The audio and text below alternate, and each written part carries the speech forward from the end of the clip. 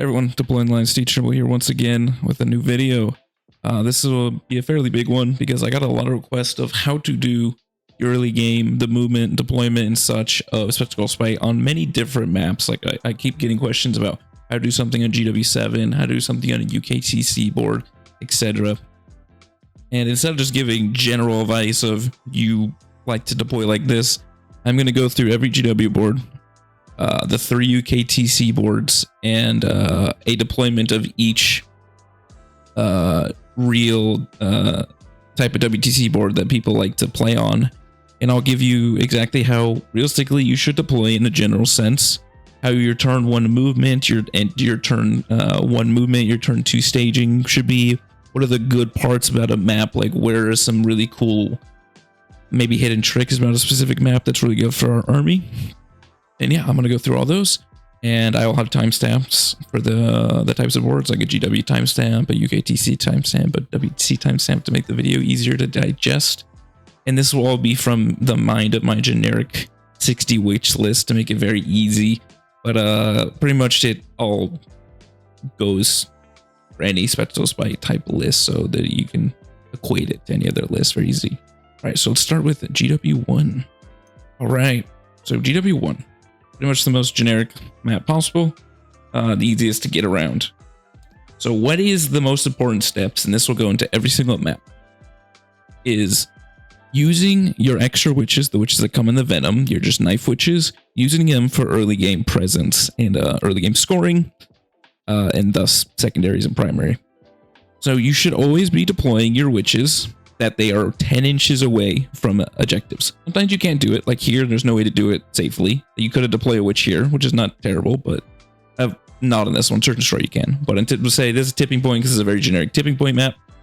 So this witch can come to the middle, do something in turn 1, and I have another witch squad that can come here, do something turn 1 without advancing, which is very important. So like say you have Terraform, you can do Terraform without advancing. So what's also very good on GW1 is shoving Reavers right here. They're very safe, and with a 26-inch threat range, they have the threat range of into your opponent's deployment zone. So if your opponent has any infiltrators, you can go mortal them, you can move block them, etc. And thus, you can also have a Raider in the spot right next to them, because a Raider lets you... here, let's get rid of deployment zones. Lets it get its turn 1 stage, just right here. With that's a 1-inch advance right there, and like that, you're pretty much safe from everything. Here the angle is only like this, which is not a real angle, so that's great for you. So that's good for him. And what's very important, it's very good on this map. So let's say you deploy your Reavers out, they move block, they kill something, blah blah blah blah. You now are able to just advance these Reavers here without a paint token or anything, so you're just moving 18. So this is less than a 19-inch movement. Here, we would say it's all like this. Sigma Raiders like over here, and then we're gonna like make a giant like mosh pit right there. I really like to put, when doing that, 1 Venom right here, knowing that it's somewhat shootable. It's not a great shooting angle. They have to be more up here, this area, but it means I'm gonna get that primary within reason, because either they have to sacrifice a lot to kill me, which is a win for me. You know, I'm not getting the primary at that point. But I also, if they try and kill the Venom, then my witches are coming out if they're not sending more than 1 unit. So like either way, the primaries are easy to get. But also these witches can come up here if you need, say like hypothetically, a very important part is if your opponent is playing an up and down army. That means you have to turn 1 screen, which is very annoying. It's very important for this army. I've talked about it many times. These witches can come out here. I would say also very low advance, but enough where you just need to screen 9 inches from here. Because if you are within 9 inches of this, they can't come on this. They can't shoot down this angle anymore. You're now safe. So these witches can screen this way. With even that's the lowest they can roll, and then you can move up this squad up here to keep screening your backfield, and they'll let you just put a bunch of stuff in here to now threaten turn 2. So you can have 2 Raiders here. You can have maybe a Venom back here or a Venom over here, depending where you want to place it. Because remember, the minimum movement out of a Raider is 14 inches. And if you plus 2 movement, it's 16 inches. realistically it's 15 or 17 because you're going to most likely advance.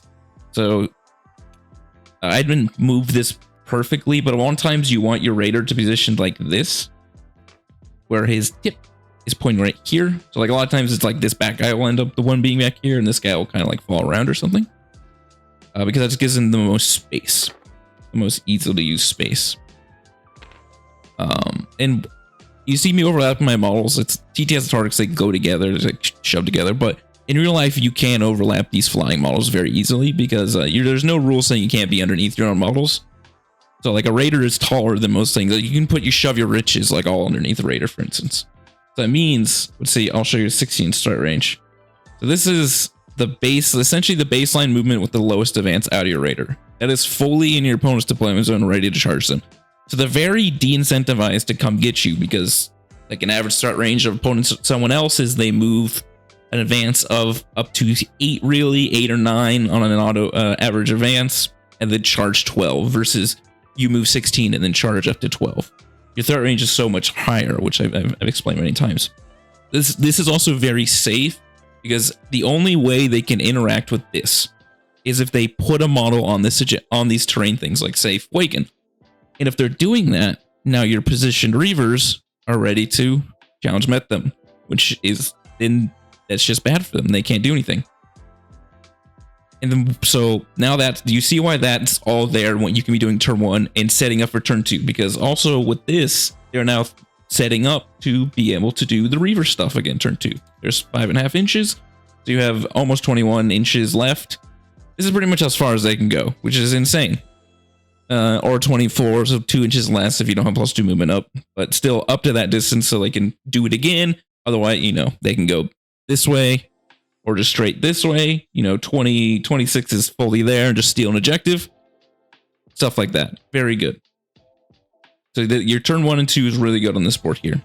Here, I really love Hellions deploying right here, the 5-man Hellions, because 1, they can't be shot from this angle within reason, like someone had to be over here, like Warp Spider or something.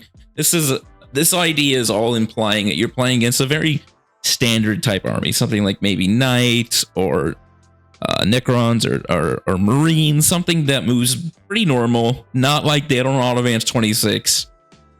And everything is very stable. You know how exactly how far you like. That Vindicator can move 9 and can shoot. He can maybe move 9 plus D6 and shoot. I think that's like very easy to pre-plan.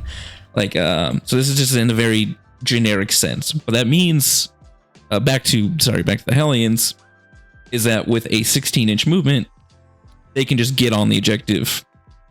So that lets them do a turn 1 secondary, lets them do terraform, lets them do something like that. It also threatens challenge met on this objective because they either move to shoot your Hellions, which is fine. They're not expensive. That's why I love the 5-man Hellions. And then that unit's probably going to die because the only way they can be shot is from this angle.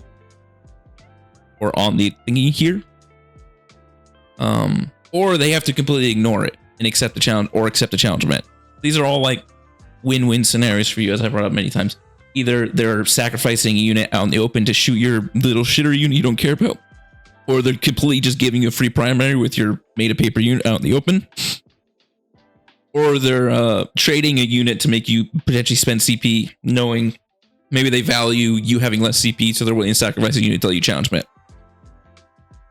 And a big thing I love to do, though, is just setting this Venom up on turn 1. Knowing that, yes, potentially it could be shot cross court. It's very unlikely almost anyone would ever do that because they are suicide. Because unless you have like 2 or 3 units, you are suiciding, say, your tank to kill a Venom. It doesn't really matter because the unit gets to get out and go interact anyways. And then that unit is super dead to like Reavers or any of these units over here. That's something people don't really want to do. But it also, why it's very good because it sets it up perfectly. 1, he's either abating or he's shooting with long range, or he's setting up for another turn 2 play. Which is really good. It's a very low investment. This is a Venom 6, which is just the no succubus Venom. You can have the naked succubus in here too if you want. Or if you're like going hard up here, you can maybe put the Morgana's Curse Succubus over here to let her rip down here. And then you have your screening witches, which interact on turn 2 and 3. This like I said, this squad can come out on like turn 2 after you set your Reavers already. They can come out here. A A lot of times I'm saving, and then, like I said, I have all these random other units, but a lot of times I'm saving these units for turn 3 and 4 because I'm sending Reavers, Hellions, my big witch squads early on, and then I've already bled them fully dry. So that's essentially what the early game plays are really good for on this map. Just very incentivized. Like another good thing, like another, like, I don't know, it's not really a trick, but like hypothetically, if you just advance on this point, it's very easy just to advance here. This unit is very almost impossible to interact with on turn 1. Like I said, they could either just come here and shoot you. The angle isn't even great. It's like they have to be around here. Thus, they're not even interacting with this primary at all. They're just ignoring it. Or they're, like I said, the interaction we talked about earlier with them trying to set up to get charged or challenge meted or something. Those are like not really good for you. Or if they're like trying to bait out challenge met, you can just run away. Or it's just really good for you too. It's like, if you plan on setting up 2 charges, I'm going to run my D6 and potentially screw your plan. Nothing to do. Those are like the early game movements of table 1 and deployments. All right, table 2. All right, table 2. I put it up on Search and Destroy because in my opinion, this is the only realistic map you'll ever play table 2 on, except teams, but we're not talking about teams here. Maybe Crucible, but this map is so bad, it's like hard to do. Search and Destroy, you can do good things. Like I said, reiterate, this is me implying that they aren't like Eldar aren't going to alpha strike you with warp talons and warp spiders and stuff. So you can deploy over here, visible this way, because most armies, this is like they need 18 inches to see you. Most armies cannot do that. So this is safe. So what this type of deployment does in table 2 very, very well is set your Reavers up to do their turn 1 fun stuff. You have your second Reavers to take, so let's say these guys come out here. They do the whatever they're doing, 26 inches, completely jail an opponent.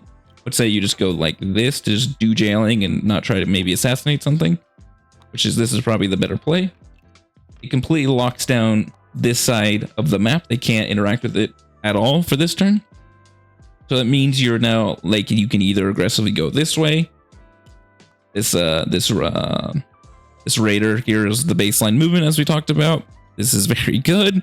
Your opponent, no matter what, if they're near the objective, they're getting charged.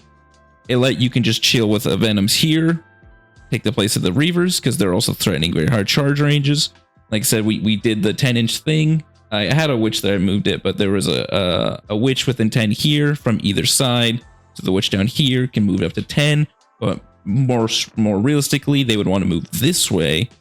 It sets up protection, like, you know, the Anaglis challenge med a million times. So that's a really good spot for them to turn 1, because you have this ladies come in to challenge, to set up challenge meds or secondaries turn 1, but you don't really need to do this on turn 1 because you have the Reavers, which is also nice if you try to do the jail plan. Like say you have area denial or search, hold an objective, extend, you can jail while also doing all the secondaries. While also, you know, baiting challenge met. This is one of the maps where you can actually disembark on turn 1. So we'll say you disembark Lilith on turn 1, hypothetically. I don't really like doing this because it's -6 to her movement, because you don't have the 6-inch disembark, and you can set her up like this off the wall or whatever. So now this is a very threatening area of the board. I got to take off the deployment. Very threatening area of the board. Once you, we'll just set it up realistically, but realistically, she's unshootable here no matter what, unless your opponent's 8 energies. Like I said, Eldar stuff is something can do that, but we're not talking about Eldar here. I can take I'll make a specific Eldar video. How about that? That'll make things easier. And then now, like even like she could even turn 1 try and alpha someone. That's a normal play. Because this is her baseline. Her baseline movement out of this raider is this distance. This is before you advance. Which is like if you're trying to jail with Reavers and you don't have another pain token, you didn't get refunded or something. A lot of times your opponent will be here and you're giving them like a 3-inch charge. That's the baseline movement of 16. It's really good. But you can set this up. That means it locks off a lot of this objective. If they want to be anywhere near you, they're setting up a challenge met into Lilith, which is this best unit in your army that's not a 10-man Hellion to challenge met with. And that's just something they can't do. So Lilith can just chill here. A lot of times in like real life instances, I'll do something like this, or if it's like a big enough wall, like here, you can actually just have your raider in this wall and it's unshootable, which is awesome. It's obviously not a challenge met threatening, but it threatening more to her movement. Is I will sit here, like say my worlds list, my worlds game, against Black Templars. I had her in this, I think we played on this. I'm pretty sure we did play in 2 in that game. And I had her here for 2 to 3 turns. She just sat there, which is fine by me. She's doing her job. So back to it, you have witches, which are they're placed. They were supposed to be placed 10 inches away, but they were placed 10 inches away here because we're implying this is a spot that your opponent really can't interact with turn 1 too well. And if they can, you would have to be deployed farther back, but that's fine. Same thing with this venom. That's why this venom's here. Like they can go here, or they can just advance up. For turn 3, like say you're just like, I don't want them to die. There's no reason I'm not getting anything how to do that. Say this is like Scorched Earth, where you only need to hold 2. You can advance them up 10 plus d6. What is that up? 3. You can just rush 13 inches. Like go here behind this wall, something like that. That's also what the venom's for too. He can just do the job. He is also within 14. So boom, you can do a secondary here if you're willing to let this venom die. Or he, better yet, what I like to do with the venoms is, let's advance him. He's going 18. Is to go somewhere over here. Realistically, you need like 19 or 20 to be mostly unshootable. Like here, you're shootable this way. So he would be the one trying to stage turn 2. And then like turn 3, he moves up here. So now you have a unit that is, well, let's see where holding the objective is. This one's a little weird. You actually can't hold the objective behind the wall in turn 2, table 2. Sorry. It doesn't actually work. You can't hold the objective behind the wall. But you can stage behind the wall with this guy and then send your witches out because the baseline movement out of a venom is 11 plus d6 if you want to advance 2 very fast. So you have all these people going out turn 1 ready. And what I like about, to bring back on this unit, what I like to do this for is because now this raider can just go do stuff or maybe absorb some of these witches. Like say you can like put them here. This unit could have ran inside, hypothetically. So now you hold this objective, and they need 2 units because they have to kill the raider, which is not like easy. It requires anti-tank. And then these guys can hop out and solve the objective after the raider dies. Because then it leaves you for your turn 2 jail. Because now these reavers can just advance on this point, and it's easier on after turn 1 because you can get fully onto the L. You can't deploy like this, which means they're pretty much fully unshootable. You have to be like here to shoot them. It's really hard. And then you can go 26 inches, like you're threatening this objective, which is crazy. Or, you know, their home field again, putting them in jail number 2. Like say if you jailed a tank army, and realistically a lot of tank armies just can't move because they can't get outside 9 inches, you can do it again, which is just backbreaking for them. And then you just get to set up a lot of safety plans. Like you still have these Hellions, like they get to do a thing like talking about, you can go 16 inches. So 16 inches, like if you go second and they try to interact with the board at all, Hellions going up to 16 inches is really bad for them. Because you could even just like, sometimes if you roll good enough, like you can just advance into this corner. Your opponent has almost nothing to interact with it, especially if you jailed over here. Because if you're like, let's say you rolled high enough where you can go like this. You can see it's not even that high of a roll. It's like a 3 on the advance. It's actually been a 1 or 2 every time. So here they have no way of shooting you. They can't shoot you over here. They need to be all the way over here to shoot. It's not really realistic because, you know, sets them for challenge met. And they can't shoot you this way because the only angle to shoot you is like here. And there's reavers there and they can't really get there. So that's a really good play there too. These are like the type of thing. And this is where you're going to camp a lot of the game. You're going to usually have 1 venom here all game. Pretty much all game chilling.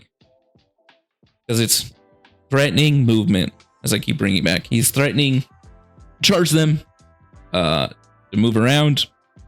This venom, baseline movement out of this venom is on the objective both times. And that says if your opponent's just trying to steal objective from you or hold it, is it something they can sacrifice? Because you're going to kill the unit almost certainly, and then either, you know, it's a unit you don't care about, because say if it's like Venom 6, it's just one of your 45-point witch squads, which would punch up very badly for them. And if they don't even kill it, you have OC 10. It's bad for them. Or, you know, you're sending the Venom in to scoop your unit back up if you don't care about the OC as much. Those are like the turn 1s and 2s of table 2. And like the very good spots. Like I said, this is an amazing spot. This is an amazing spot. And camping something back here is an amazing spot while you're trying to keep people jailed. And obviously like down here is very normal for everyone, because people like to put stuff down here. Yeah. All right. Table 3. All right. Table 3. I put this one on Search and Destroy again because it's really only played in Search and Destroy and Crucible. And it's usually played on Search and Destroy usually. If people play it, it's not that common of a board. This one is pretty much one of the best boards you can have, because you get to set up reavers right here. And then 26 inches, like I said, it's very similar to what we had with table 2. 2 and 3 are very similar in a lot of ways, where at 26 inches takes you this way, or it takes you all the way over here. And that was like 17.5. So you have like 8.5 more inches. You can go something all the way over here. If they're playing like a tank army, you can set up a jail and blowing up around on turn 1. It's really bad. It's bad for them.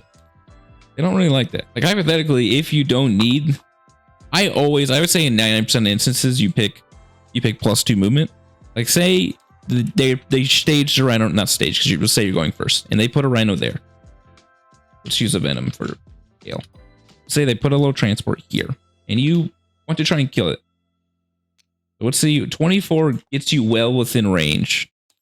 That was about 20, and there's 4. As you can see, it's well within range. Like say 9 inches even that far back. And if someone has a transport there, maybe you pick +1 BS that turn, because you're never picking +1 BS otherwise. It's like not a waste. And you know, 2 heat lances on 2s, winning on 3s, and they don't get a save. Like, most transports don't have an invul save or don't have a 2-up save. That's really bad, and it's really good for you. So you can set up, like I said, you can set up a jail this way. You can set up a jail generically. This is only 8. You have 18 more inches to go. You could be that far in their DZ. This is also one of the search and destroy is one of the boards where you could just not even advance, because that's 9. Here's your baseline movement. This is your walking movement. You can even charge people that way. So like you can even set up a jail without advancing. So like, as you can see, this is like the baseline movement, something like this. And I lost one of my reaver bikes, but this is like just an 18-ish, which is pretty great. And like I said, it's similar to table 2. You have your reaver staged here to set up their turn 2. So turn 1, they would just take the spot of whatever unit, go back ready for stage 2 jail. We have this unit here. This protects whatever's this is doing. First off, it's doing what I said before. There's my reaver. That's the missing one. It's setting up the turn 1 10 on the objective. Over here, same thing. 10 onto the objective. Here would not be 10 on the objective. I think for safety, I didn't do that. Because you had to get the 10 on the objective. You have to be deployed here, which is kind of unsafe. Yeah, that's why I didn't do it. I had these witches over here. I have so many witches, sorry. Yeah, these ones are ready to just hold the objective later. Potentially, if they roll high enough advance, they can just end up there and be unshootable. Let's see what I roll. Just for realism's sake. 12. What do you get with the 12? 12 gets you on objective. Yeah, you pretty much just need a 1. You just need 2 advance to get on objective from that spot, which is perfectly fine. Because you get on the objective. You have this squad. This is, like I said, to reiterate once again, this is implying your opponent's not very fast. Most armies can get over here and shoot you, maybe with advance, but a lot of times it's suicidal. Because unless they go, let's see how far you have to get. So you're deployed right here, hypothetically, and you win second, so you're not jailing them. So to be able to see even this raider, which is a very big model to be fair. What do I need? It's like maybe 11 or 12. So pretty much every tank type model would have to advance. You have to be an assaulting army. That's why these witches are here, because either they're cute. Your witches are unshootable, or they're having to sacrifice a unit to kill some witches. And if you're not willing to sacrifice your witches, you're not willing to make the risk of you going second and they have an assaulting type unit deployed over there. It's only over there. If they're like over there, they can kill you. You can just keep these witches back. This is not that important. You don't need to be on every objective within turn 1 with witches with a 10. It's just good play, because you can also just do it with this venom. This venom just gets a 14 on there and he's pretty much unshootable. So it's safe. You don't need the witches over there to do it. Reavers could always do it if you want. Something like that. Back to so yeah, that's the top plays. That's what you want to set up. So having a venom right here is amazing. Having witches right there is amazing. Like I said, doing the jail is amazing. Setting up your turn 2 jail is really great. We got the raider, and this is the raider spot. A lot of times you will just have this raider and it will not move. Lilith raider or the fight first raider, whatever. You'll just park it here. and it won't move because it is threatening your opponent and they can't get near it. You don't need to disembark for no reason. You don't need to suicide for Lilith for no reason. Obviously, I said in my guide, suicide, don't be scared of suicide Lilith. But when you don't have to, you don't have to. Because this is the baseline movement of foreign advance. It's fully in your opponent's DZ, and like I said, 16 could be the other baseline movement. Threatening them getting anywhere near you. That's why it's really good to split your 2 raiders like this, because you have 2 giant bricks that are threatening these objectives. So you have every objective threatened with this position. This one's over here. This one's also threatening the middle too. Every raider is threatening 2 objectives without an advance. This is their walk, which is really great. But back to these are protecting your whatever you brought down to the bottom. Say like your opponent's not that fast in army, you could have brought some venoms down here, the stage. Maybe your Hellions could have came down that way. I think this protects it 2 folds by 1 just blocking off the wall if they're trying to walk through it, and 2 challenge meting anything that gets nearby if you need to do that. And they're also setting up, you know, for the turn 3.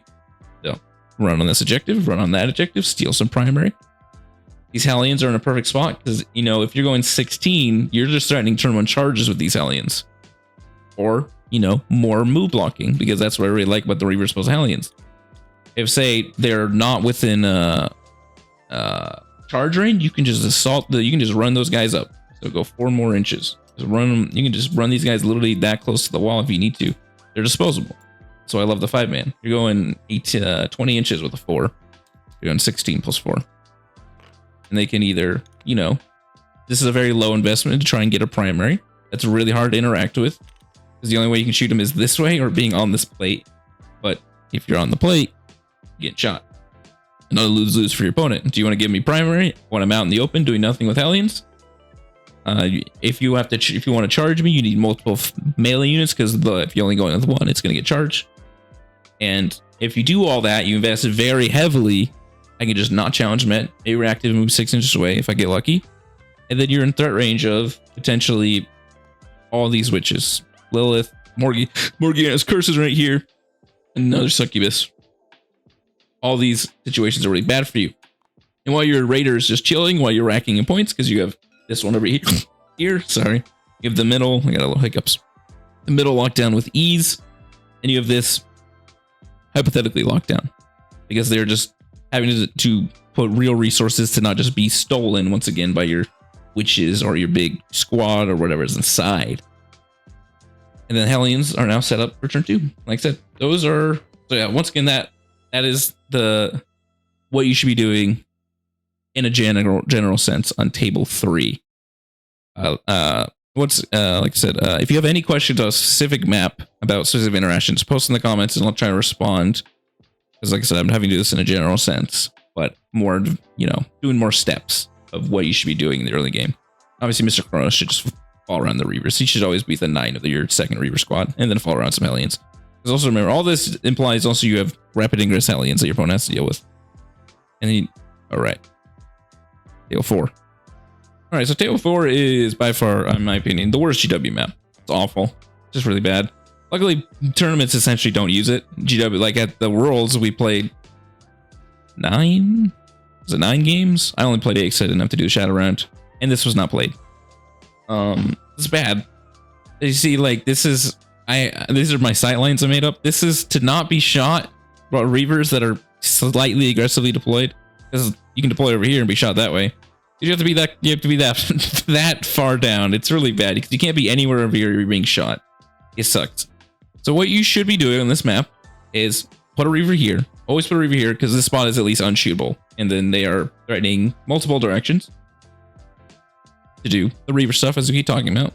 So, you know, 26. If whatever they have over there, you're threatening that. You can even go this direction. This is only a 6. You know, this is threatening this direction. Stuff like that. Normal Reaver stuff we talked about many times. You also have your second Reaver squad, why it's spread out this far, luckily also in the range of the Chronos, because they're also ready to do Reaver things. Here's a 12. Oops, so it was 10.5. Dang it. That's about his threat range, which is very large. You know, Reavers go 26 inches. 26 inches doesn't mess around. There's 14.5. There is 20. and 6. Yeah, see, I undersold, even undersold that guy. But easily you can lock this down. And if you really need to, you could lock down, if you roll a pain token refresh, like with the Kronos, you could lock down almost everything. Which is not always incorrect. You're sacrificing 2 squads of Reavers. There is 18. 8. Basically something like this. I moved these ones a little bit, but something like that. And then these ones can go all the way up here. You don't even need to go this far. You can just go over here because vehicles can't walk through you. Remember that. Like, I'm showing you a hypothetical situation of you could lock down pretty much his whole deployment zone turn 1, except for this corner over here, which doesn't matter near as much. If you need to, because sometimes you might just need to do that on table 4 because this is Tank City. You might have to do extreme measures, and you know, setting up 4 heat lances is pretty good. You might just kill a tank on turn 1. But besides the Reavers, that's the extreme. Generically, you're probably just going to use those Reavers turn 1 if they have a position, and then moving these Reavers to go into the position I talked about kind of on board 3. They're just all the way on the wall. There's not much angles if you do it like this. And then boom, they're ready for turn 2. You know what I'm talking about. I brought this up last map. They're all the way on the mall. This area is like, okay, it's very, you can't be shot at least over here. So you can shove Venoms here, which is really good. They just fit like this, which is really nice. You have your witches to do the witch thing, as I've talked about before. You have your raider that if you don't want to send both Venoms there, maybe they have to go this way, depending what you're playing against. They could just go straight up. You have the raider that could just be chilling here, ready to send out 16-inch movement witches in your opponent's face. Really not good for them. And this is like the only spot I really found where you could do turn 1 Helling stuff. It's not great, but you know, table 4 sucks. I'm sorry. It's not a great table. You got to make do. Like with 16-inch movement, especially if you go second, you have some very good threat things. If your opponent is on the objective, you can beat the crap out of them, or you can just steal an objective potentially because you can also go near the middle. Obviously, 16 isn't nearly as much going that way, but those are things you can do. But generically, if you're not trying to set anything up, I would probably just move them here to set up a turn 2 play. You know, this is much more safe. You don't really sacrifice a unit. If you really want to set up your opponent having to interact with you, you could advance the witches here or here, depending where their guns are. If the guns are more this way, then you want to put it on this side. And if you have the decent amount of guns this way, you probably want to put it on this side. Luckily, this slot is, we'll show you what a real sick thing is, what's roll in advance. Okay, so they got a 5, so they're going 15. This is their max. Get rid of these walls. Like this. And you set up like this.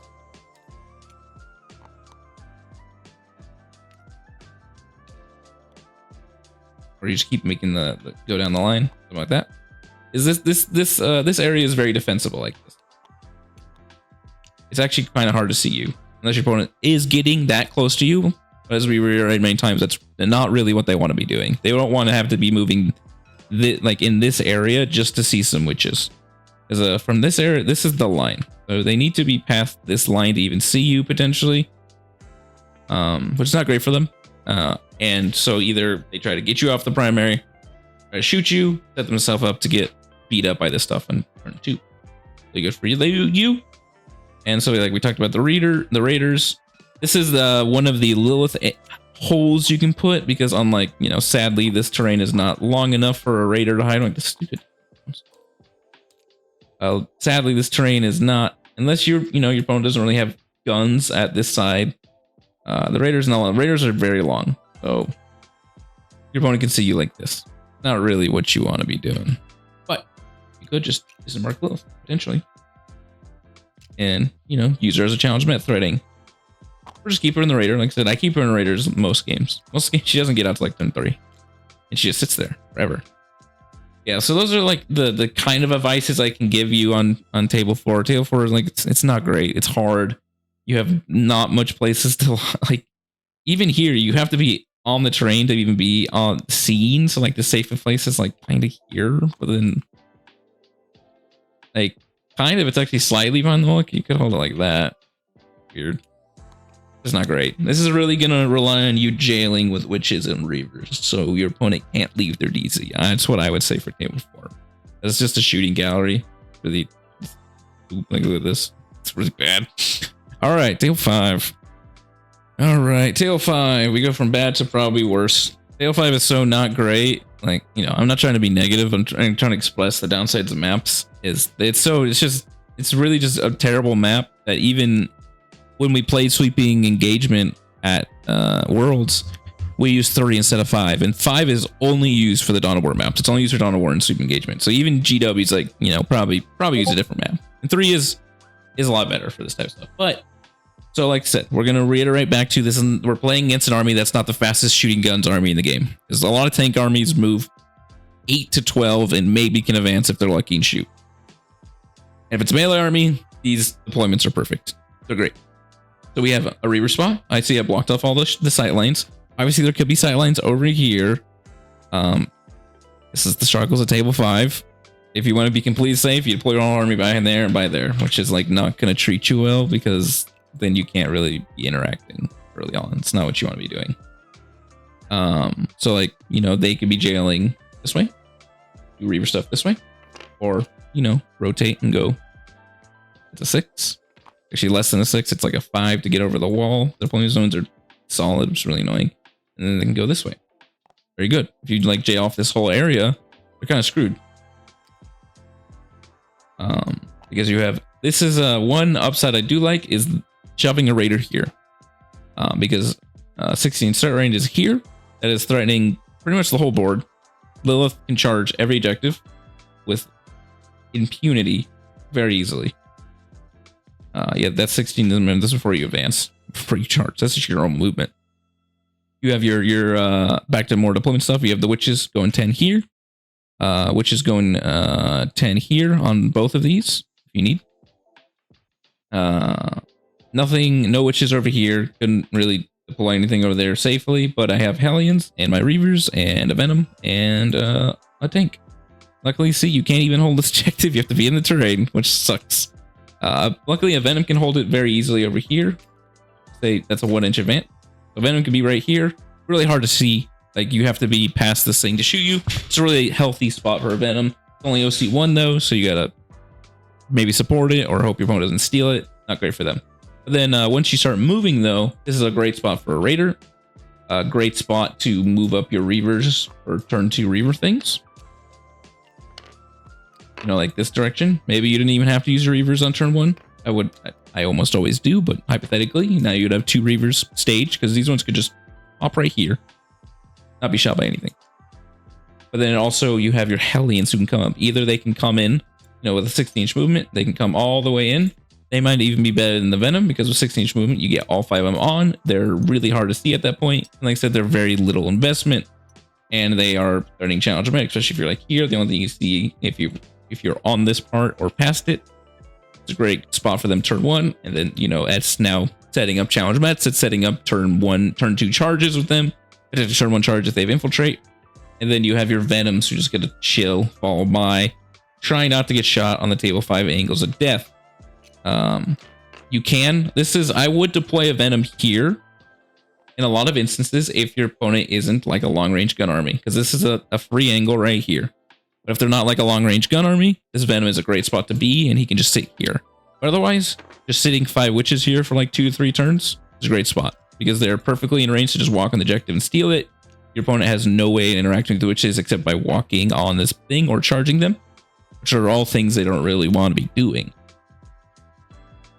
Yeah, so those are like the early turns of table 1 and 2. And like I said, and the most important thing a lot of these I haven't really talked about is doing your rapid ingresses on Heli and setting that up correctly and such. That's a game by game instance. I can't tell you how to rapid ingress Hellions. I can tell you on an army to army basis. I can help you that if you need help with that. But in this generic sense, just always think in your mind, okay, how am I going to rapid ingress my Hellions on turn 2 and 3? Always keep that import in your brain. All right, back to good boards. All right, table 6. This is a one people do not like for Jukari generically. And this is one prop point I wanted to bring up where I brought up earlier, where there's some boards that people potentially think are bad for Jukari, but I think are very good. This is like if table 4 didn't suck. So this is tipping point. It's a very common one for table 4. It's usually tipping point or crucible. I just went with tipping point. Crucible is another awkward one. Tipping point with crucible makes this board a lot worse, to be fair, because it's kind of hard to stage a little bit. It's kind of a little awkward. It's not bad at all. It's substantially better than 4, but crucible's a little weird. I just went with tipping point. So this is a very strong, great deployment here. So you got, like I said, your 10-inch winches. Obviously, you can't deploy anything over there with 10 inches. You just have to use Hellion or something. Another perfect 16-inch moving Hellion type thing. A 16, you need more than 14 to get on the point. I think actually with 14 you can get on the point on some specific spot. The points are 14 inches from the deployment. Let's see. Maybe they're slightly more. Somewhere they might be 14 inches away. I don't know, but you're 16-inch moving on turn 1, so that's frivolous. You have your little, either of your boats ready to do boat things. You can set up, you put Lilith here, which is great spot for her to just chill, because it holds most of this objective under lock. Charge range is very high. Or if you're not playing against an army who can shoot you like this direction, as we talked about like table 4, this one's a lot better because you literally have to be this far up, which is not that realistic. Now her threat range is very high because it's now 14 baseline movement for an advance, or 16, drugs. Very fast, very good. Yeah, like I said, you have your 10-inch movement Hellions. You have these Reavers, which are fully unshootable unless your opponent's this far up on turn 1, which is not going to happen. And they get to jail whatever they want on table 6. You can just go say a pure jailing. You're not trying to do too much damage. Let's do that. So let's go 26.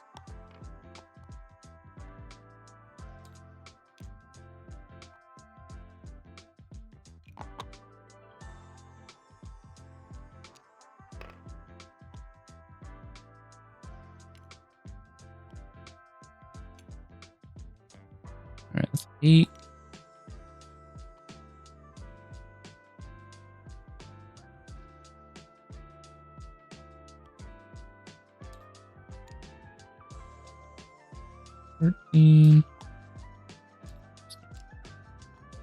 All right, if you do something like this, like I said, it's not like the perfect play. If you do something like this, that means they can't move this way at all.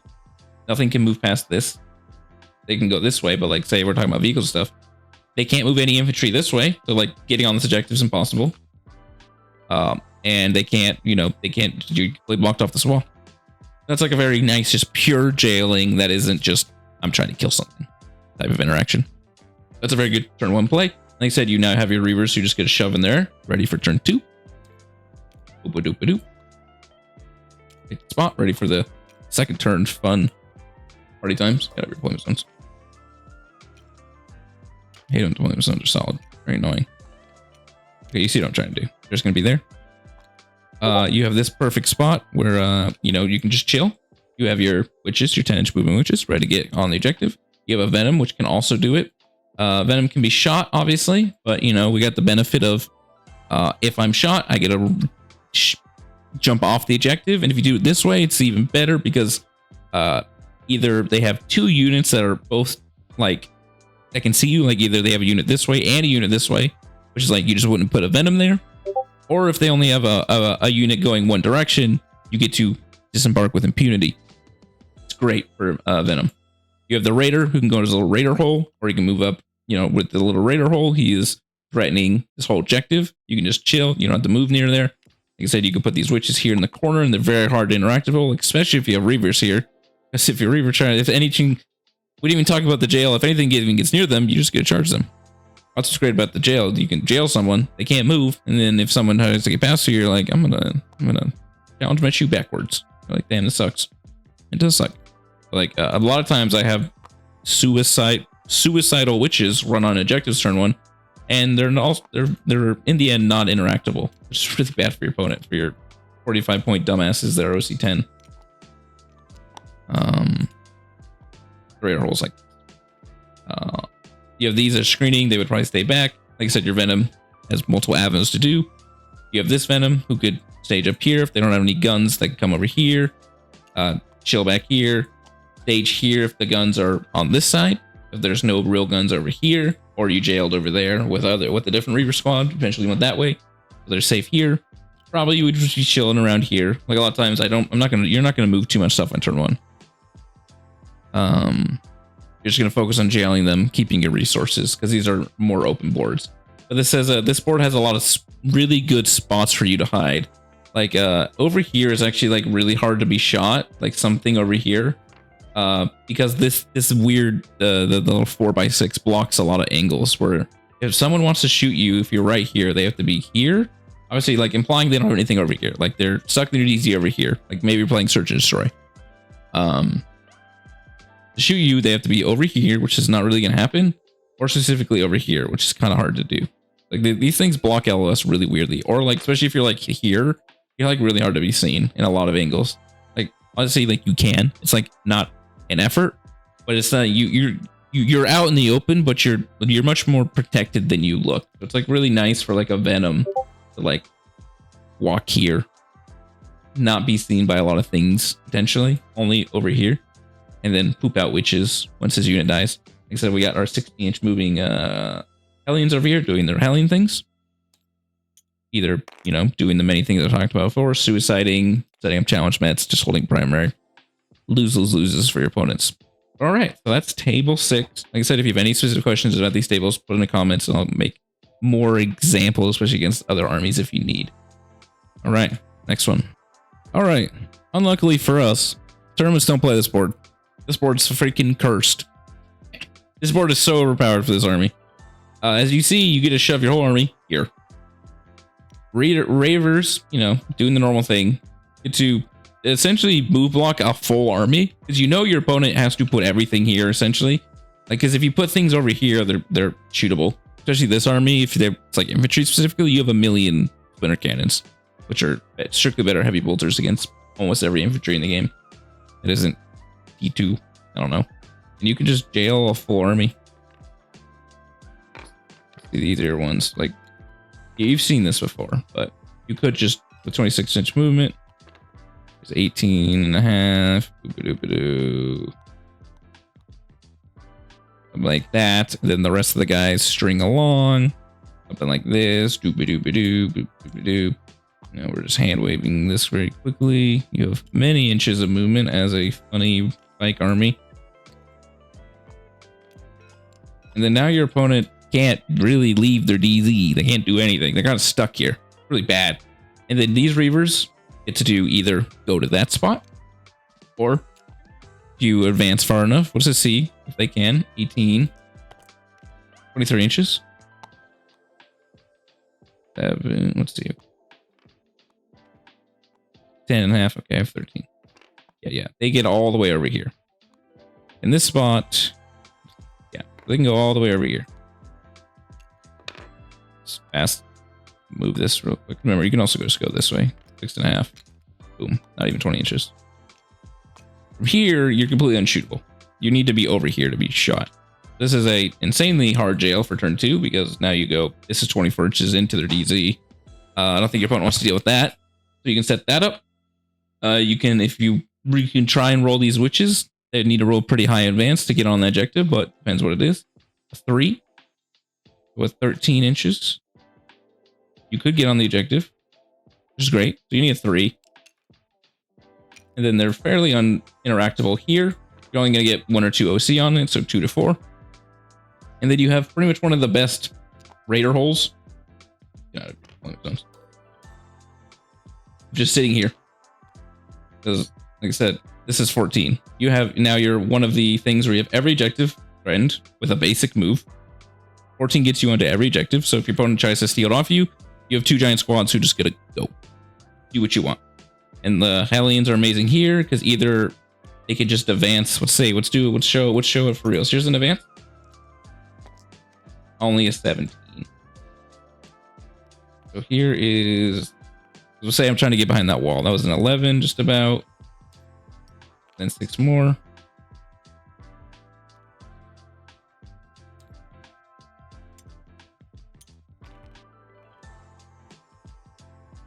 11. I mean, this isn't like perfect on a roll to 1. If you ever rolled anything higher, it definitely could have got farther and more protected. Because now they're shootable like this, something like that. Which is, like I said, it's not the worst thing in the world because they're just little stupid Hellions. It doesn't matter, the 5-mans. Or they can, you know, continue with the plays of going 16 inches this way. If your opponent, for some reason, deployed anything this close, you could potentially go for a charge. You have your witches over here, which is even better than what I was talking about the Hellions. They get to go 16 inches.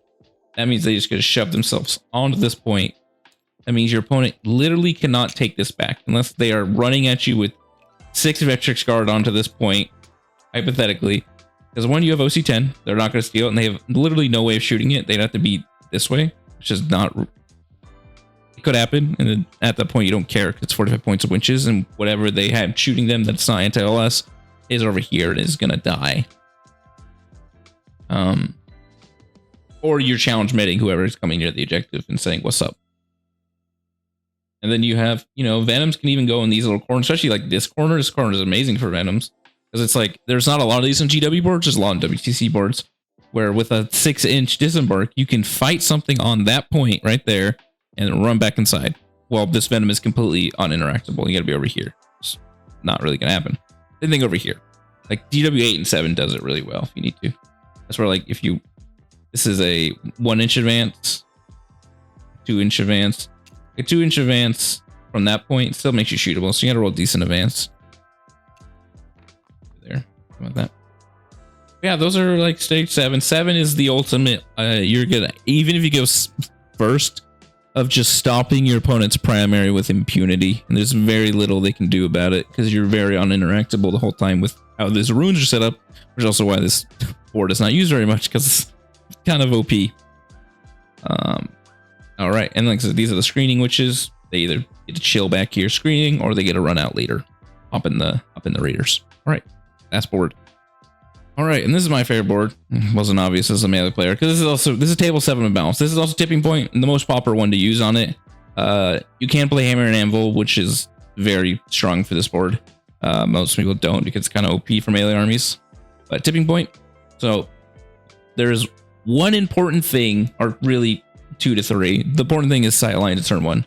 I have them set up already. Here are the sight lines for turn 1.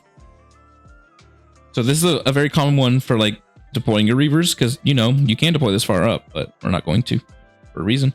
This is the sight line of your opponent deployed over here and they walk or advance over here to shoot you. If you are past this line, which is pretty much the max someone can see, because, you know, if they're this far, they can't see anything. This is the max distance someone can see behind a wall. So if you're behind this line right here, which I am, you cannot be shot turn 1 unless someone somehow comes over here. That doesn't happen. That's not real. You know, Eldar, whatever. So that means these reavers are in their turn 1 position, uninteractable if you go second. And like I like to also intermingle the Hellions because Hellions have two really good jobs on this point. Either they do turn 1 objective things, or they just get a run onto this right here from this spot. Just gonna run here. Be cool. Hang out with their raider friend. Spoiler alert, this is my favorite raider position. Because you're just gonna put this raider here. This is less than its baseline move, so you don't have to worry about it.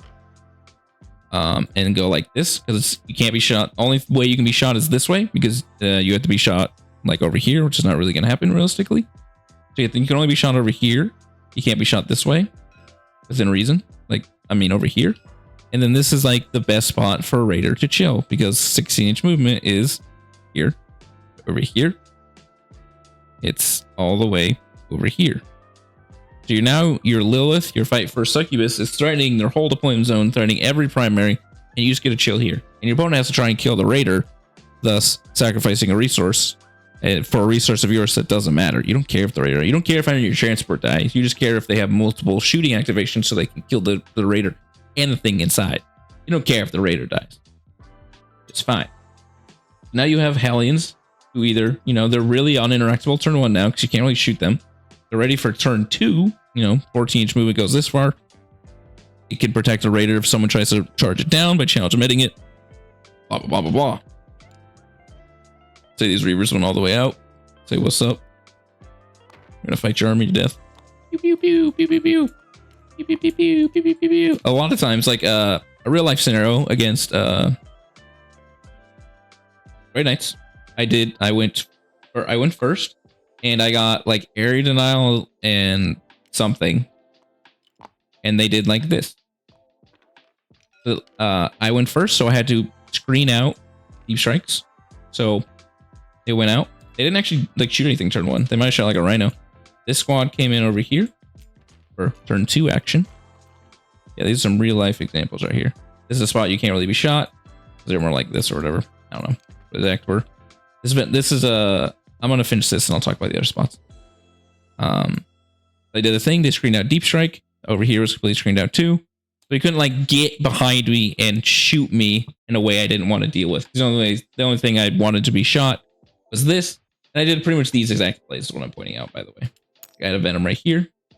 I had this Witch Squad. You just get to like come over here to do primaries if you need. That's the old 10-inch moving Witch, 10 inches from the objective. And then turn 2, I actually just got to do this. With 24 to 26 movement, you can get every single model, or I did, onto his primary, on his home field, and steal it. Turn 2 with 12 OC. Really spooky. Really, really spooky. That's another, that's a turn 2, turn 3 play real life. This is what I did at Worlds.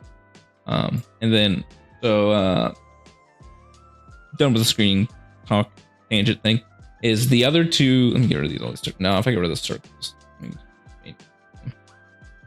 I got rid of the circles. So these other angles I'm talking about. The other important angles is here, right here. There's a cross court angle like this. As you can see, I put it out. So as long as you are you're playing a gun army, something like a castigator, which has big 48-inch range. As long as you are behind, not in between these two lines, and like behind this line, like it goes out all the ways, you can't be shot turn 1. So you don't want your Venom on the line. You want them like this. Very important. He's like that. Because also with 14-inch movement, you still just get to go like this. Be completely unshootable by anything for turn 2. But if they don't have a gun that either guns or they can't shoot that far, like say Grey Knights, their max range is 24-inch ranges, you just get to play here. And you could easily put like 2 Venoms like this. But I like doing that because for turn 2, you can move this Venom out here. This Venom can go here. Or like whatever, advance something here in a spot that's hard to shoot, maybe not completely unshootable. You don't really care too much because you're jailing them. Maybe your Reavers over here. You have your Witch that are either screening or doing primary turn 1 because like this is their baseline movement turn 1. They could just run into that corner if you need, which is really good. Same thing as Venom. I really like putting Venoms like right here. They can maybe be hypothetically charged there, which is fine. But also does the little thing I was talking about, the little 6-inch. If someone comes over here, you can kill them, fight them, run back inside, or just be really fast. Here's the baseline movement. It is very, I'm in your deployment zone, stealing your primary type of interaction, going into turn 2. So this is like, say, a turn 1 movement.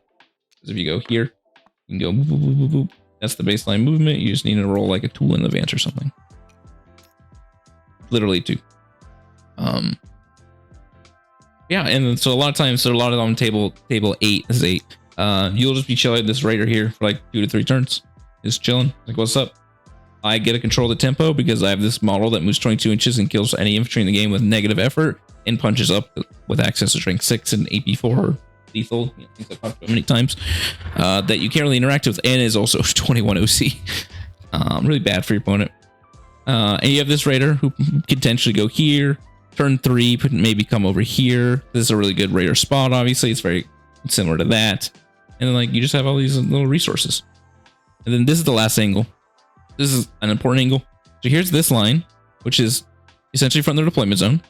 So as they have a tank essentially here and they can move here, they can shoot this. So you don't want to deploy here. Deploying here is a great spot because the only way that can be shot is from over here or specifically right here. There's one tiny little angle right here that I put up, which is if your opponent can put like a tank in this spot. So I'll put realistically, if your tank can be put like here, now I can see through that specific line, it can turn 1 shoot you.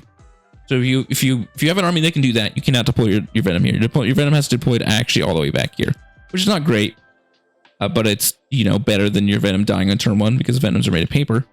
But say your opponent doesn't have that, and you're fine. So you can now just like you know, move the Venom here. This is a very uninteractable area. You know, cross court this way is the only way to deal with it, which, you know, set up for failure that way. And now you're threatening more of their deployment zone. So those are like the early games for all the GW maps. Like I said, there's some maps that are not great, so they're hard to really talk about because a lot of it's like you kind of just need to hide in your DZ for like 3 turns because you're gonna die if you don't, which is like fine. It's much more fine for this army compared to most because being your DZ, your opponent's in charge range, which is great. But then you have the much more normal maps like GW1, 8, technically 7, 3, and then like 6, which you have a lot more interaction, which is great. All right, now I'm gonna start talking about some UKTC. All right, so first I need to preface this. I'm not an English, not a British guy. I've never played UKTC. The first time I opened up these boards, I've seen them like on paper, but the first time I've opened these up physically was a couple days ago when people asked for questions. So a lot of this is hypotheticals and me just thinking, using my brain. So I have to assume this is a different rune than this one, so they're not connected. So like the thought process is if you're in this rune, you can't be seen through this rune. Okay, same thing over here. I'm just very highly assuming because otherwise these boards are non-functional. They're already kind of bad. So UKTC apparently only uses 3 deployment zones and 3 maps, which is kind of strange, but I guess it makes it easier on me. So this is the search and destroy one, the one that's actually kind of fucking OP as fuck, especially for Drukhari. So you get to deploy like your raiders like right on the line. They can't be shot at all because if you're on this, you can't be seen through here. You can only be seen through the ruin. Same thing over here. You can't be seen through this. So even if you're in this, you're unshootable. You have your turn 1 witches. You have your Reaver Jail, which is cracked over here because look how far you go. It's 20 inches. You got 6 more to go, and your opponent, you know, your opponent's whole army's here, so you could just go. You can just stop their whole army by moving. This is definitely like if I played on this, you know, I will get a game on stream of this army just to see everything. I would be off the wall, and then I would just do something like this potentially. You know, even both Reaver squads, you know, potentially you don't need to roll an advance on the second squad. You know, it goes 20 inches or something. Because also, if you can just like, you could stop their whole movement. You could easily, because 26-inch movement, you can go, the max distance you can go is all the way up here. Let's say, you know, you guys are gonna have to just bear with me as I'm hypothetically thinking of. Okay, let me move all my monsters. All right, so that would be the first unit, and we're in a hypothetical land where you got to move 26, and then you also, you know, got your CP, you got your pain token refund, so you can do it a second time. I want to move them. All right, so yeah, with 26-inch movement, you get to do that. Obviously, you can go deeper. Like you easily could have just gone like this far. Or I'm trying to say, like, if you want to keep your opponent in their deployment zone, if you go first, you can do this, and they literally cannot leave except being over there. That's pretty freaking rude. Or, you know, like, because this was like 18, so you can be almost this far up. Just very silly. Like, the max distance, I'll show you real quick. From my position, there's a 2, then I have 24 more. Here is your max distance. Your unit can be this far into your opponent's deployment zone. Very funny. That's just to destroy things. So yeah, but you can block this off. They cannot move. Like, you know, you're playing against world eaters and they have 50 berserkers right here. They're kind of just stuck. They're gonna chill. They're gonna punch some dudes, and then you can beat the shit out of them the next turn. But so I'm a raid. This is a hypothetical, but totally move blocking is very realistic on this board, or just like, you know, encircling your opponent's army and trying to blow the hell out of something with your Melta and your poison. You have this spot right here is 10, gets you on the objective, which is great because this is pretty much completely safe. And then you have the little venom that I've talked about earlier that can hang out behind the wall that I like to do. He only got a 15-inch movement, but he's still, let's see, here's a 13.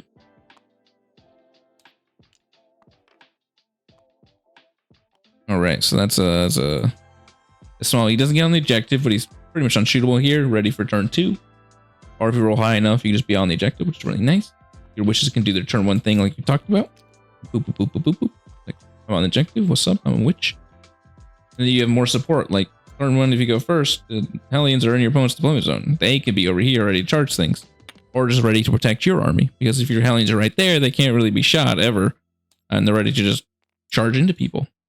And then you have the Raider who just gets to chill here. Because her baseline movement is this. Your opponent's whole army is her baseline movement. And they just like, this sucks. Same thing with this objective. Even this objective is slightly farther back, but that close. Just to get on the objective, it's a 5-inch advance or a 3-inch advance plus 2 movement or a charge. Really good for you. So you have a lot of things to do. Like you have your turn 1 jail, you have your turn 2 jail, you have your giant threat range, your raiders and your rhinos positioned here. You have all your throwaway witches ready to go steal primaries very easily because they're uninteractable, or protect your army because they're just going to chill here and say, what's up, stop. This is definitely a board where I would probably just disembark Lilith and shove her here and then put some shitty witches inside this raider to go do stuff. She just chills here. 9 inches is pretty much, is actually the whole, it's hard, it's bringing out a measurement, but it is the whole objective. The whole objective is within 9 of this thing, I think, or maybe half an inch off. So you're just fully within challenge mid range. Really good for you. And then, yeah, and you still have your rapid ingress coming. So there's the one good, in my opinion, UKTC board for this army. Next board. All right, Crucible now. Apparently this box is new, which is crazy. How was this board even functional before? Because you could just go here, you can deploy here and walk here and shoot the whole army. Whatever. I'm not here to shit on the UKTC board, but that's like insane. So this one is also very good for Jukari. I put everything is in very protected spots that can't really be interacted turn 1 besides armies that are very fast, like Eldar. I don't know how Eldar's not broken in UKTC, I'll be honest. Like, you literally can't stop Fire Dragon. I mean, well, Fire Dragons, but War Spiders and tabling your army and Swooping Hawks on like turn 1, because Swooping Hawks, they look like not in range to advance and get in. They can go here and shoot, or whatever, unless you deploy really far back. But Reavers on this board, you know, they within reason cannot be shot here on turn 1, and I have their normal Reaver gang thing. You know, being a Reaver, doing cool Reaver stuff, like here fully into their box of death, and you just get to death them. It's real good. They do stuff like that. Just go bloop, bloop, bloop.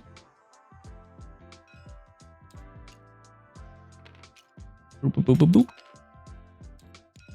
Boop, boop, boop, boop, boop. Something like that. Jail whatever's back there. Crap out of it. Be cool. Set up either your raider can just hang here after, if you get, you know, in your first move phase, or put Lilith there, shove her in that corner. Really great. You have Hellions who either get to do the thing we talked about, either just move up, threaten some charges, threaten some challenge mets, even advance into your opponent's phase to help with the Dion. Help with challenge mets, help with primary, all that stuff, or it can just hang right here. Say, what's up? I'm ready. Do turn 2. I put these Hellions right here to potentially, you know, interact this way if you need. Because it takes about, let's see, to get in a spot where you can go straight. It takes about 2.5 inches. So you got about, let's say you get 21.5 left. So even with that kind of awkward spot, you still have very easy jail capacity for turn 1. Or you can just deploy him back here. Just back here and advance into this spot for turn 2, which is in a lot of ways probably better. And then, you know, I had to put a Venom back here to protect it. Could have been back here. It's kind of frivolous. It doesn't really matter too much. Sadly, there's not like a lot of good spots because I had to put all my Reavers here. So maybe that's an upside putting Reavers back there. So then you can just put Witches here so they can do the turn 1 thing. So that's probably what you can do. Probably a good idea. You have Venom, which can't really do too much, to be honest. You can like come over here. It can either be in this corner and just do stuff that way. I put this Venom here because I want a thing to easily come over here turn 1. It does. This is the only like unit that's able to be interacted turn 1 if your opponent goes first with like a normal army. Because I put sight lines here showing where they would have to be. That means that every single one they have to be like here. So either they have one unit to try and kill a Venom and dies horribly, and then you're just losing the venom, not the unit side, or they're sacrificing 2 whole units. This is this is 4, but this would be a normal venom. They're both level 4. This would be like 6 or 5, which only has the normal witches inside, the one with glide sword weapons, no character. So then they're sacrificing 2 units that also need to kill, a T6 vehicle. It requires some amount of effort. You're not killing this with just intercessors. For instance.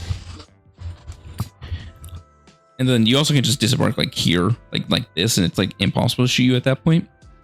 So, but they're investing so much resource in things that don't matter, is what I'm trying to say, because it's 115 points of just crap that you don't care about, and they're definitely investing more to kill it. And that's like, and if you just want to be completely safe, you don't even have to. You can just like put it right here, and it's like unshootable. Whatever Marooners will make back here. I just wanted to like, I like doing stuff like this. Like I talked about in table 1. It's very similar, where this is like a bait because it doesn't matter to you. You just don't care.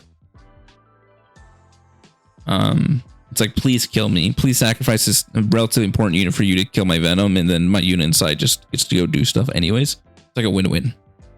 Because then this venom can just go hang out over here. He can hang out over here. He can just go do stuff like boom, boom, I'm a venom. Hang out up here potentially. Lots of venom things. And this venom can take its spot potentially. And then this raider probably just has to make a raider mosh pit. So if you don't have your reavers here, your raider would probably come over here. This is a good spot for the raider later if they, don't want to put something here, or, threaten it out again, like we're talking about with the venom. Especially if you're just jailing them, so your opponent can't do it. That's like one of the biggest upside about jailing with the reavers is that you can have this here and it's uninteractable. You just have it here with impunity, which is great. All right, so that's the second UKTC board in my opinion. All right.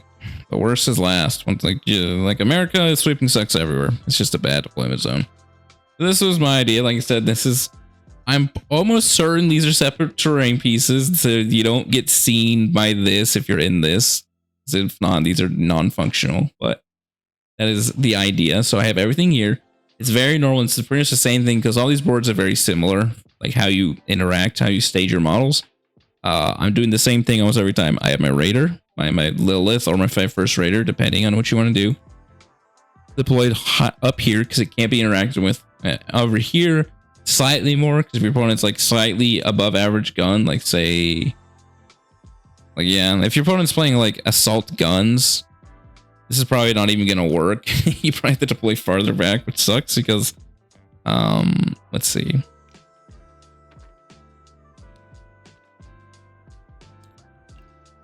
Let's say that's a tank that goes 10. It needs about a 4 or 5 to see stuff back here. Actually less. Let's see. Okay, so it needs about a 4 to start seeing things in there. That's like not great if it's 10 moving vehicle. If it's faster, no deal. But the main benefit, this is the end of deployment, is since you have like 18 deployments and most armies have like 9 to 15 maybe, you have much more deployments. So you get to deploy the useless crap, the useless stuff. So you get to deploy your witches first, all 4 like witch squads that don't matter. Your Hellions, this raider back here that doesn't matter. These things over here that don't matter too much. You deploy all the stuff that's kind of useless before all right, my opponent placed a Vindicator now. Vindicator down. Okay, I know that guy can move 9 plus D6. It can shoot me if I'm playing Galactic Space Marines. Okay, just don't deploy something where 15-inch moving tank could shoot you. Yeah, do stuff like that. But back to the deployment stuff, you got the Reavers who are going to do Reaver Jail. It's especially effective here because either, you go this way and that way, or you just go straight across like this way. You lock down this area, especially this area because it's the only way you can be shot. So if you lock down this area, you are completely safe from being shot by the villainous gun people because we hate guns. Guns are nerd. Guns are cringe. We don't like guns in these parts. You have the early game Hellions doing the early game Hellion things. They can go like 10 and like 6. They can just shove themselves on a wall potentially. I always like that play, especially with this army. Something like that. You probably, since if you're not doing any secondaries, you just advance it, trying to get close to the wall as possible because it's really hard to interact with you, especially if you do this jail type thing. Like obviously you have over here, but whatever. You have Reavers who can set up for a turn 2 jailing by just coming up here, something like that, or potentially even going over there if you roll a high enough advance, or you maybe potentially auto advance them over there. For other deployments, I felt over here was completely death. Like there's no safety over here. You can't hold their objective at all. Like there's no way to hold this objective, which is kind of silly. I don't know why it doesn't like it should be slightly farther away so you can hold it on this side. I don't like that. But we have the witches. You can go at least walk onto it turn 1. You have these witches for your home field or screening. Over here we have a witch squad that can't be shot, who does that thing we just talked about. We have 2 venoms over here. It's really hard to not be seen over here. So luckily these walls are tall enough so you can shove venom in the ruin. You can slightly closer. Here's the angle of being shot, so it has to be behind this blue. And the angle is like still not that deep, that'd be like this far up to even see you, but if you're behind that wall, you can't be seen. And over here, there's slightly more angles. You can be seen all the way over here. So if your opponent is like, once again, a fast gun army and can get in that blue area, they'll get anywhere on this line, then you probably can't place the venom there. It has to be back here and be sad because it's not going to do anything for like 2 turns. But then they can like say, let's see. That's a 5. Dang it. Actually a 6. Say I deployed it better, but whatever. Sorry. That's the baseline movement if I deployed it correctly. It's like so hard. If you want your venom to be safe, kind of have to be, like, it has to be here, but it's still not even safe. Like the only thing that can hold that primary is just witches, which is fine. That's what you want to do, but your venoms are very weak, not great. You might just have a venom just like sitting here for a couple turns. Yeah, once I get some actual experience with UKTC, I'll have some more concrete opinions, but these are like the hypotheticals of a guy who's never played UKTC and probably will never play an event. I might go to London LGT one of these times. I have no clue if that's UKTC. I'm assuming it is. A guy who's never played in this terrain is just thinking logical 40k fundamentals and seeing the sight lines in a real person. You know, I can see it on TTCS. I'm not just looking at pictures. There goes UKTC one. Like I said, I'm not a UKTC person, so it's not perfect. But if you have any questions, I made a big post in the Discord about helping some guys with UKTC boards, and that's the thoughts I came up with. All right, and then last we're going to WTC. All right, so WTC is hard for because it's a teams-based terrain format.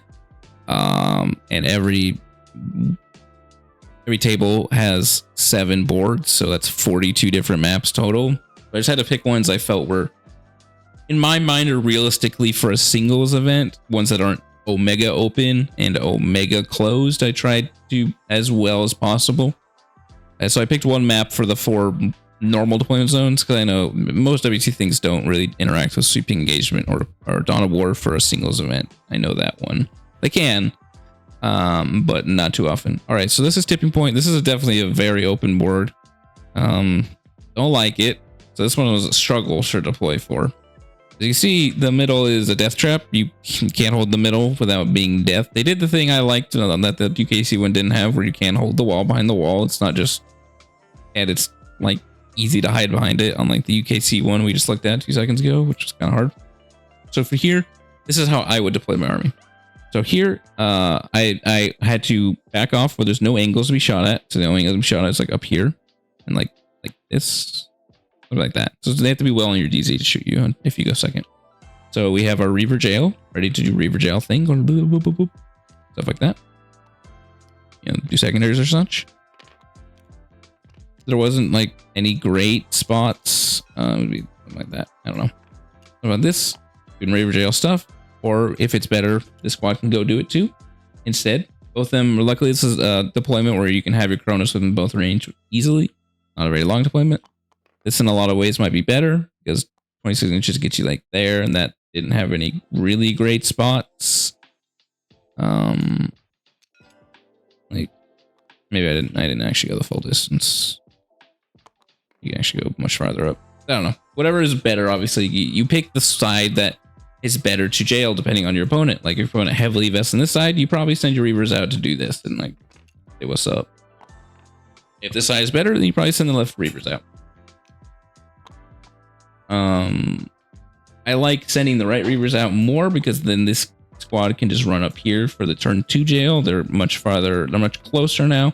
And then over here lets them go in 2 directions. You can either just go straight this way. Obviously, like you get to go through the wall and stuff, but 2 inches and then 22 to 24 more. Go this way, Or you can do the straight across thing. Just going here. And then like this way. End up like around there. Oh, those are great. Those are a really good spot for them to come in on turn 2. These Hellions, I had literally nowhere to deploy them that was good. Like the only spot that's like efficient is like you can deploy them here, and then they sit on the objective. Not really gonna do anything. It's not great. I have this Raider here because I also love this spot for the Raider. It's like, you know, the WTC, you can do this, and they're kind of unshootable, so that's a really good spot for them. Or just going here with his Reavers and ours. His Reavers don't end up there. You want this Venom to interact over here, so he needs about slightly less than 7 inches to go across. And then here's about a normal move, and then, you know, you try and advance in the corner. So whatever you advance, you need like a 2 to be completely safe. Yeah, that's about a 2 right there. That's very good. A lot of good spots right now.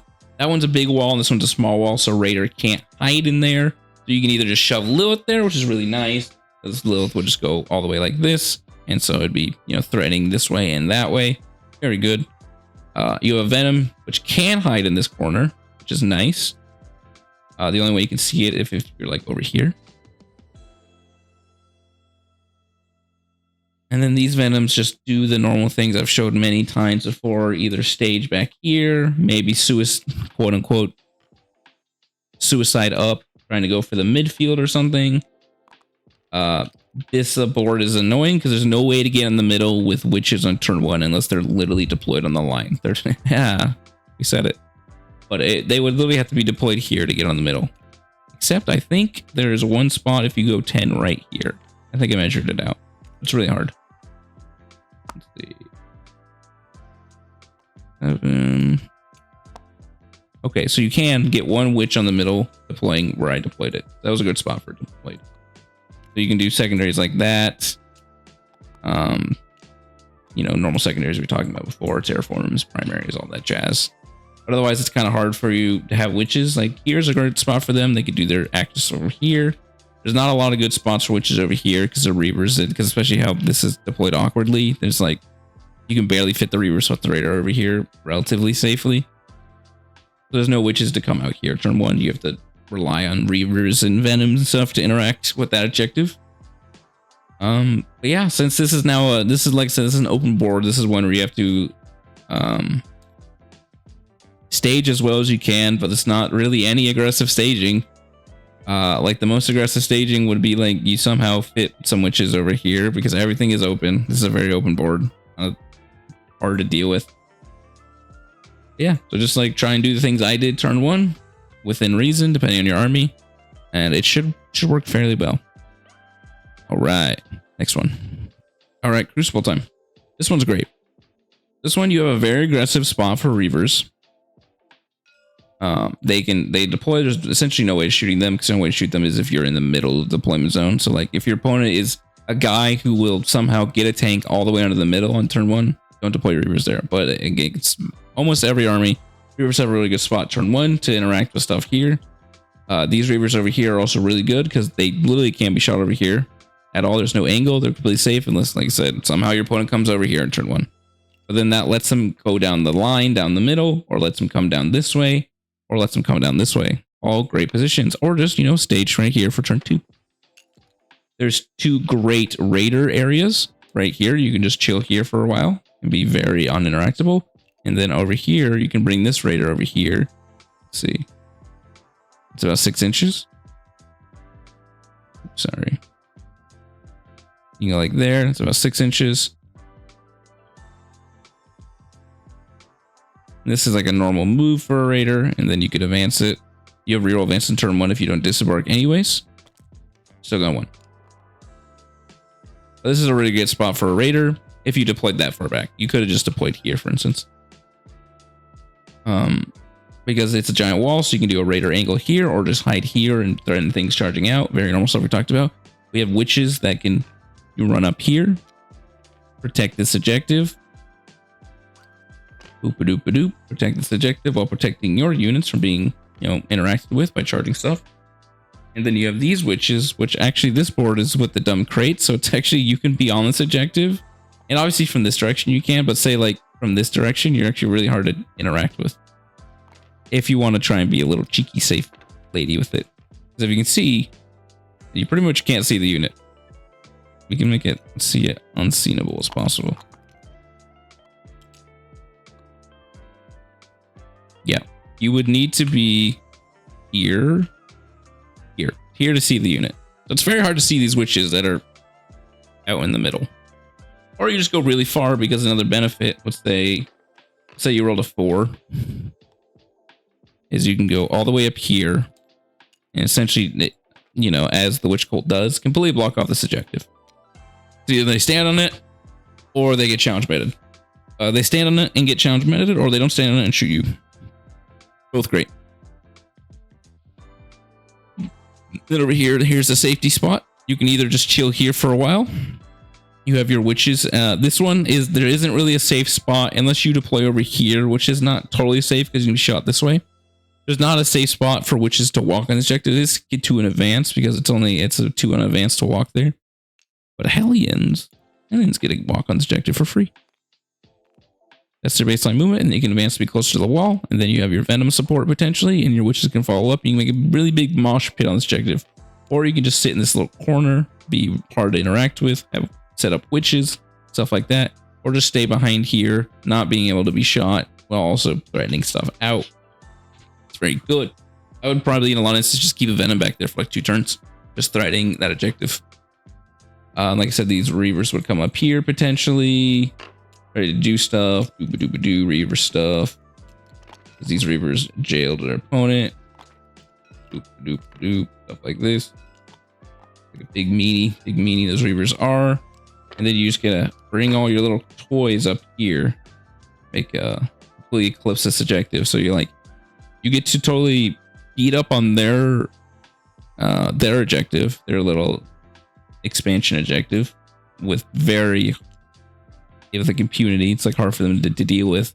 But also you get to lock down your objective because you get to throw Hellions on it that challenge met people. You get to throw these 10 OC witches on it. You can throw a venom that if the venom dies, you get to destroy 10 OC onto it. And then you obviously have your reavers. This venom back here going whatever direction. Like a lot of times I would probably just keep this venom right here. If there's nothing shooting down this aisle, you can just keep them here to, you know, do the thing we keep talking about. And then you have a Succubus Scott just chilling here, ready to stop this objective. So this one's very, very great for this army. All right, 2 down, 2 to go. All right, Hammer and Anvil, another great style for you. So you get to, you know, we're repeating a lot of the same things, but you do a lot of the same things on this board, this type of board. You get to have reavers on this side, ready to come out this way, or on this side. This is actually I know this one from experience because this is what I filmed the World Eaters game on. I filmed it on this board, so I know how it actually plays, and it's very sweet. But yeah, so you have this Reaver squad who can just come and completely jail. Essentially, they can go like that far out and completely jail this whole area, which is great. It's like, I'm a Reaver. Well, you have your nice little Raider box, doing Raider box things. You have Hellions, you can just literally just walk on the objective, get into the nice little slot.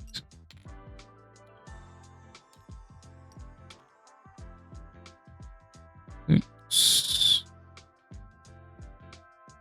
5 and 5. Yep, they all completely fit. Like no effort. So now that objective is theirs. There's almost no way to shoot them because the only way to shoot them is this way. Or like there. They're not really their statistic areas. You still have your turn 1 witches. The normal witches. And then you can either, you know, just keep your venoms back, which I probably would with that instance, because there's no reason to put more out there.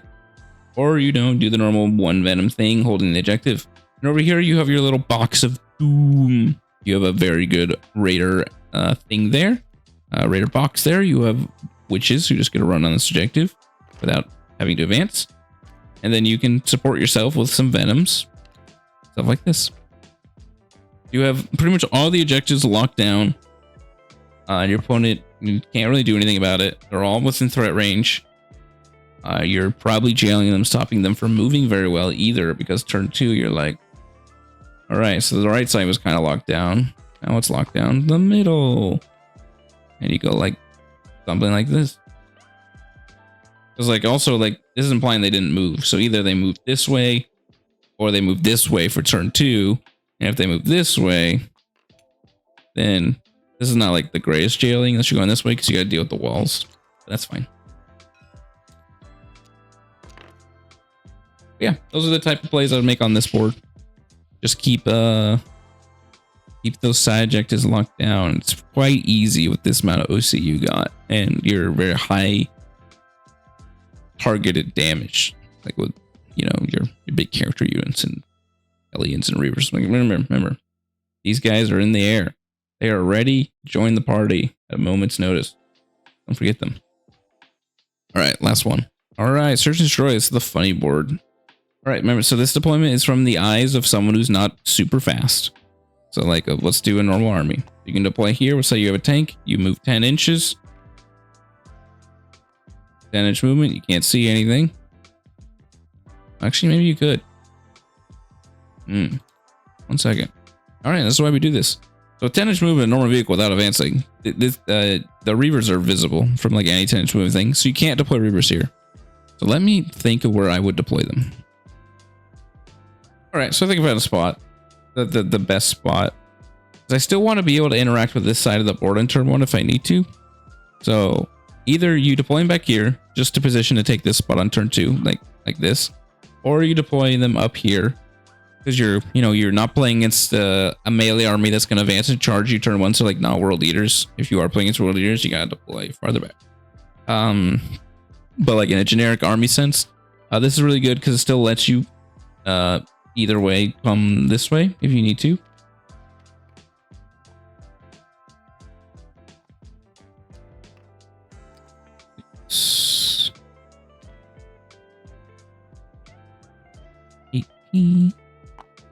Or come this way, both those directions. Or if you don't need to go that way, you can have your normal reavers, which is probably what you're going to use because they just go, "Chow, what's up? I'm touching your objective on turn 1. The objective is mine." And then they can just take a more aggressive approach, like just sitting here or something, or taking their spot. So it's really good. Otherwise, it's got the normal calling cards, got the normal raider box. This isn't as good on here because if they're over here, they can see you. So that only works if they're not like a tank army. It's going to run over here to try and shoot you.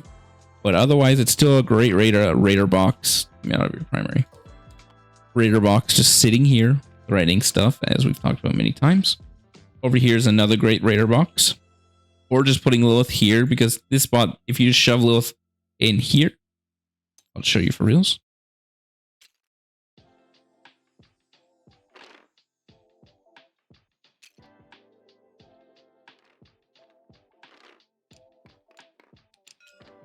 You're not being shot. The only way you can be shot is if your opponent's literally over here. So this is a great spot for Lilith to just chill for a couple turns. Threaten your opponent as she does. And that lets you, like, I don't know, maybe scoop up these witches. Scoop up these witches. Or the witches get to go out and do stuff. This Venom's really good here because potentially it's being threatened by an advanced charge, advanced shoot tank. So if they don't have that, you're good. Because that lets them get 14 on here. Because that's the only... There's one spot where you can move 14 onto it. I don't know. It's around here-ish. That's the only way to get on there without advancing. The reavers could, but then you can't risk that. Because this is the witch movement, the closest there. So they need to advance pretty far. So no like terraforms or anything. Turn 1. You have your Chronos in range of both of them, just doing Chronos things. You have your little side squad, which I like, just to run out to screen, hold this primary later. You have this raider or this Venom who can just walk straight to hold the primary and be on, you can't interact with that and do normal Venom things of popping back and forth, which is really good. And you have these, we have the witches doing their turn 1 witch thing in either direction. They can hold the objective. See, 10, it's 10 on both of them. So either way, you can do either secondaries and stuff, which is really great. And then you have your Hellions we talked about many times. This is a 16. If I went first with Hellions like this and it wasn't against like Deathwing Knights, I would probably just charge them in on turn 1. You just beat the shit out of someone. It's really good. It's really, really nice. Well, that's just a sweeping search and destroy thing. But all right, I think you guys see the gist. And like I said, if you have any specific questions about any of these maps and such, like specific questions, you can ask any question. But like, when I mean specific, I mean like, can you give some advice about Eldar in a non-general sense, or like world eaters? That makes things a lot easier because I can just nail it down. Please post in the comments or go in the Discord, hit me up, all that crap. I'm hoping this video was informative, and I want informative to you and helps you schedule your early turns of the spectacle site of what areas are good to actually go to and are relatively safe and such. I hope I answer those questions relatively decently. On other notes, join the Discord. It's great. We have a crap ton of people in there. So many questions. Everyone's talking all the time. There's always interaction. It's a great time. People from all different countries. Like I said before, I have opened coaching. If you want any privatized coaching about anything, really, obviously I'm specialized in special spite right now, but anything I can do.